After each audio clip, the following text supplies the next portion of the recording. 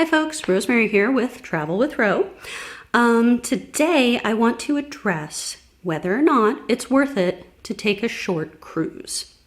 So essentially, what are the reasons you might take a short cruise, what you can still get out of it, and a few tips for making the most of a short cruise. So stick with us.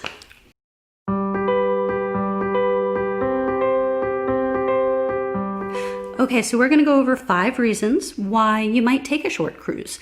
Because sure, everybody wants to take the 7, the 10-day cruises, even longer. And you know, at the end of a 7-night cruise, you're still gonna be like, oh, I wish it wasn't over. It's gone so quick. I don't want it to end.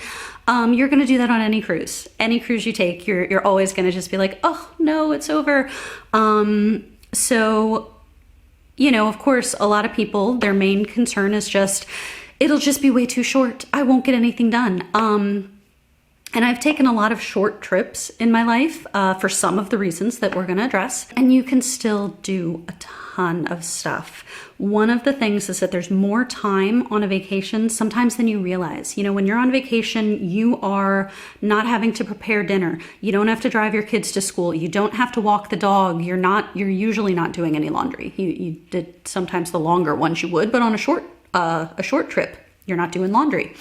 You know, there's no dishes to wash. People are doing that for you. You don't have to make your bed. People are doing that for you.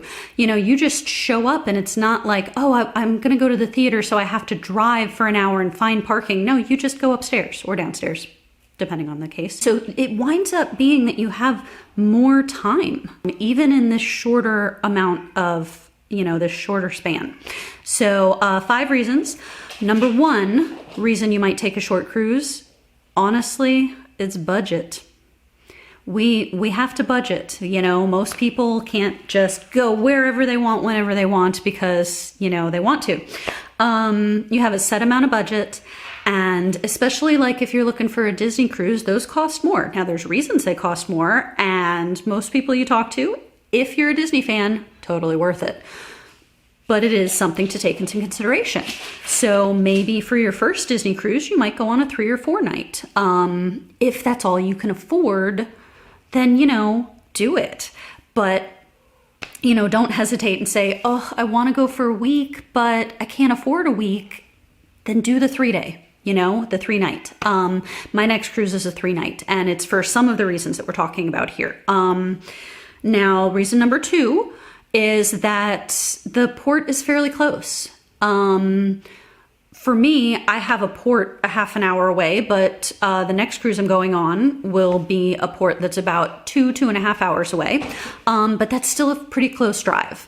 It's the type of thing where you're just kind of getting in the car and going. You don't have to get on a plane, drive to the airport, fly somewhere, get your luggage, get a rental car, do all those fun things. That's fun as in ironic.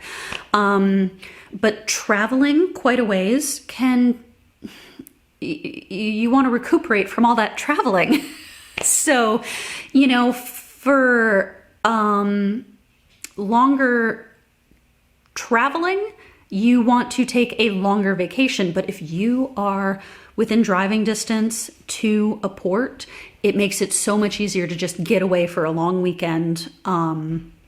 Something like a 3 or 4 night cruise. If you're just a couple hours away, you get there, it's not a big deal. So 2 was close to the port. Reason number 3, you might not have a lot of vacation days. You know, for me, my schedule is very flexible, but my husband only has so many days off every year, and sometimes you wind up using those days for vacations, of course, birthdays, holidays, things like that.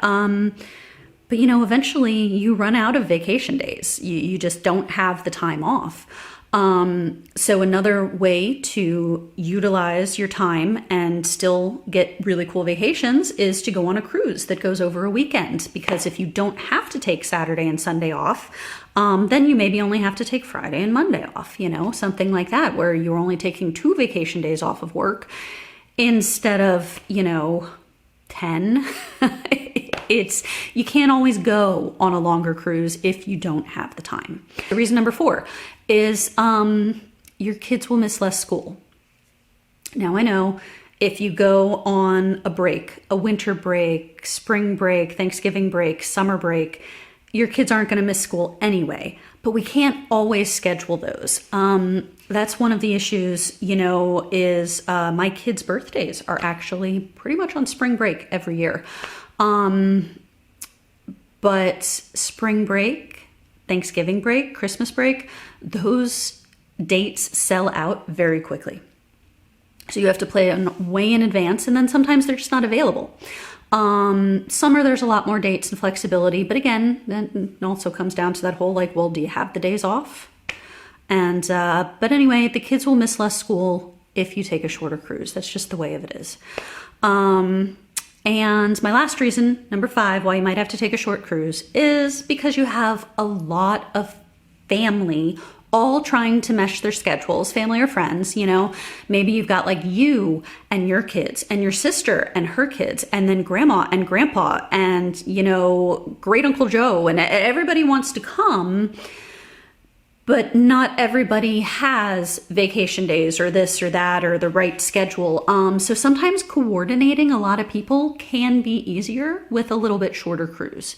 You still might be able to get away with 4 or 5 nights, but it can sometimes be easier to just be here's this weekend, Friday to Monday, for a 3-night cruise. Sometimes you have to take that into consideration if you've got a lot of different people's schedules to coordinate. It can be a lot. So those are my 5 reasons why you might have to take a short cruise. The one reason that I would suggest not taking a short cruise goes back to my previous reason we talked about was traveling. If you live really far away from the port, if you have to get on an airplane to get to the port, it's not necessarily worth it to only go on the ship for a few days and then have to turn around and fly back home again. So if you live far away, I wouldn't necessarily recommend a short cruise unless, there's a caveat here, unless you pair it with something else. And I don't know, maybe you're flying out of Port Canaveral and you actually just want to spend a day at, I've tried to say NASA. I have so much trouble saying that word. I'm so sorry. I always say Nassau and everybody corrects me.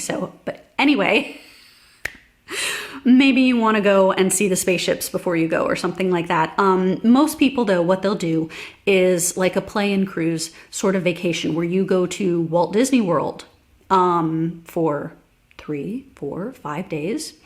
And you go to the different theme parks.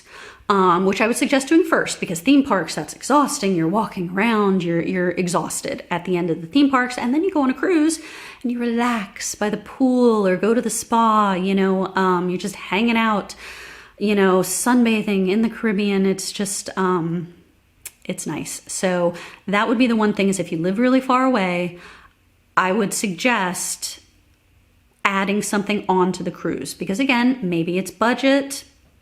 I don't know, maybe you just don't want to be on a ship for very long, because no matter what you've tried, you always get seasick. I don't know, and I'll have tips for that in another video, but regardless, maybe there's a reason you want to take a shorter cruise. I would pair it with an actual theme park vacation, even if it's just 1 or 2 theme parks, to extend your vacation a little bit and make it super magical and worth the travel time. Now here's why it's still worth it to take a shorter cruise, 3 or 4 nights, because you still get all the cool stuff. Okay, so I'm focusing on Disney a little bit because, again, obviously that's where my brain always goes. I'm sitting here talking about Walt Disney World. Now you might not, you might not be cruising out of Florida. You might want to cruise out of California. You might want to cruise out of New Orleans and actually visit that city for a couple of days. There's really cool options there too. Don't get me wrong, New Orleans is one of my favorite cities ever. But other cruises are the same thing, but essentially you still get all that great included activities. If it's Royal Caribbean, it might be some of the, wave pool. Oh, what do they call that? I've forgotten the name of it, that thing with the surfing or, water slides or something. But so Disney, for example, you go on a 3-night cruise, you are still getting Broadway quality shows.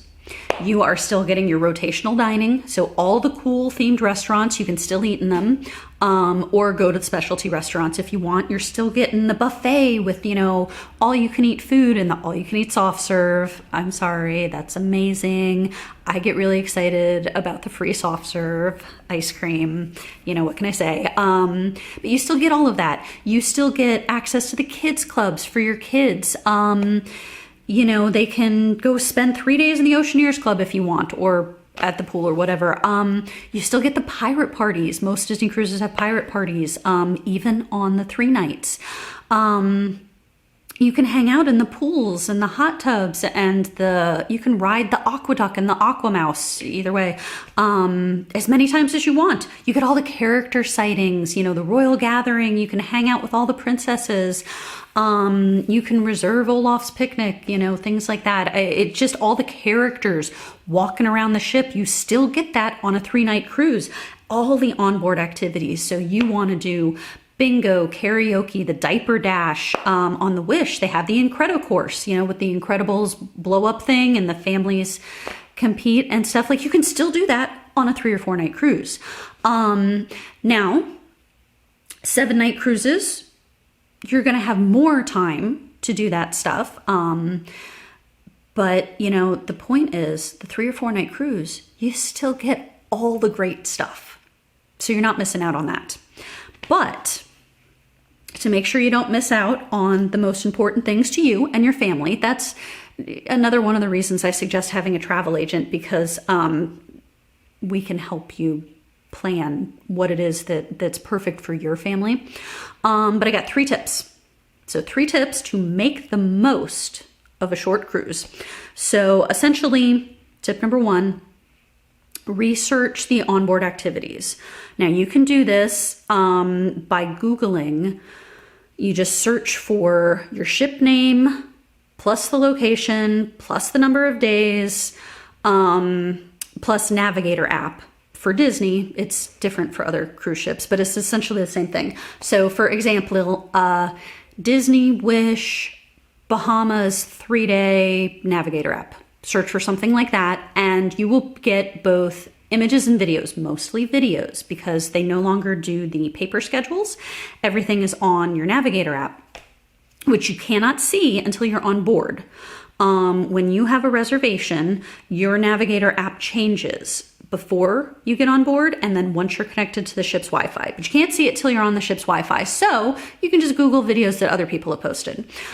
People will scroll through it on YouTube, or there are some photos of it. If you're like me, sometimes I just have to look at it like that. It's easier for me to process it that way. So you can look that up ahead of time and get an idea of when the pirate shows are, things like that, so that you have in your head, ahead of time what to expect. My second tip is get familiar with the ship. Because if you're going out for 7 nights, you could spend your whole first day just walking around randomly, peeking into places, getting lost.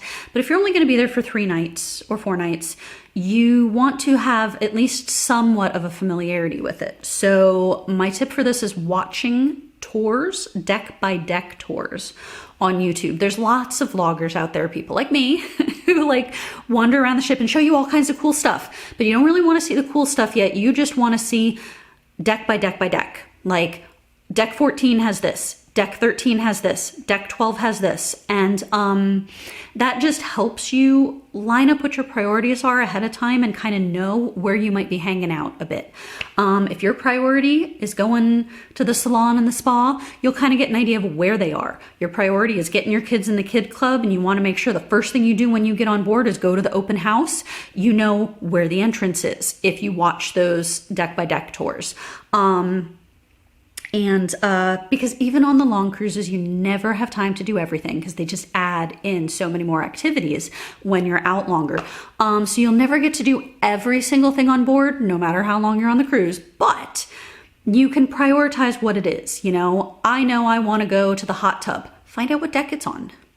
Make a little note on the notes app on your phone so that you can be like, oh yeah, that's right. I want to do this, this, and this. These are my top 3 priorities. It just helps. Now that might be me because I'm kind of OCD and I love to plan. I love to plan. That's why I do this. But I find it helpful to be able to say, I know I want to go to the Hyperspace Lounge at some point. So find out where it is. That's all. Tip number 3, check in as early as you can. So the check-in part, like the 30 days beforehand, midnight, whatever, you want to check in, you want to have all your stuff ready for check-in. The Disney website lists what you need. Other cruise lines do too, of course, but again, just focusing on Disney here, make sure you have all the pictures of everything you need. You have all of the information that you need so that you are ready to check in and get your earliest port arrival time. Now, the port arrival time is when you arrive at the port. It's not when you get on board the ship, but, and they get everybody on board fairly quickly most of the time. As long as there's not some weird extenuating circumstance, you'll probably get on the ship in a pretty decent amount of time. But the earlier your port arrival time is, the more time you get on the ship. That's just, the point of it is you want to maximize how much time you're on board. You want to eat lunch on board your first day. You don't want to be stopping for lunch on the way to the port and then, not getting on until like last minute. Plus you want to get there as early as possible because you do not want to miss the boat. But those are my 3 tips for just maximizing your time on board, is to kind of be familiar with the ship ahead of time. Whichever ship that you're going on, you can do searches for that ship in particular. So anyway, those are my reasons. Those are my tips. I would love it if y'all would share with me some of your tips and some of your feelings about cruise lengths with me in the comment section, here on YouTube. Let me know. Reach out to me on Facebook anytime. And if you have questions about cruising, I can help you plan the perfect vacation. Figure out if a 3-day cruise is for you, or if you really want to hold out and do the 7-day cruise. Whatever works best for your family. That's what it's all about. So be sure to subscribe, hit that like button, stay tuned for more tips, cruise discussions, vacation discussions, theme parks, all kinds of cool stuff. So I will see you around. Subscribe. Thanks for watching. Bye.